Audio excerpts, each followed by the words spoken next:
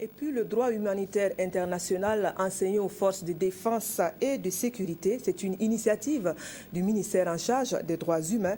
Pour cette session, une cinquantaine d'officiers et de sous-officiers de la région du Nord sont concernés.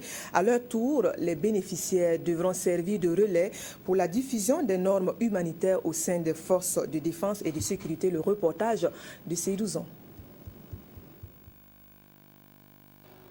Les forces de défense et de sécurité burkinabées sont de plus en plus engagées ces dernières années dans les opérations de maintien de la paix.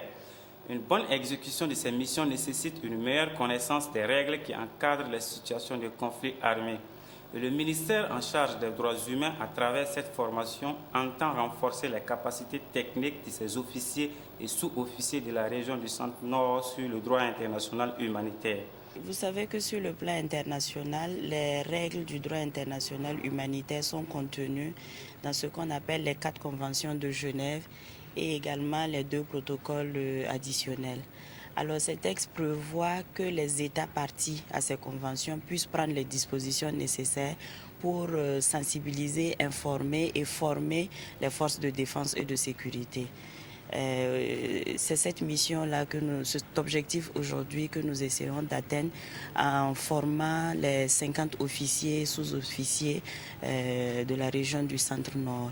Nous avons prévu également ces formations dans d'autres régions militaires et nous allons diffuser les informations, les dispositions contenues dans ces textes. Pour le commandant de la première région militaire, ce cours sur le droit international humanitaire va apporter plus de professionnalisme dans l'exécution des missions des forces de défense sur le terrain.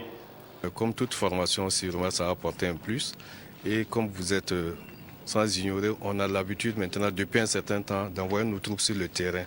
Et on a besoin du droit international humanitaire pour affiner leur formation afin de leur permettre d'être à même de remplir leur mission.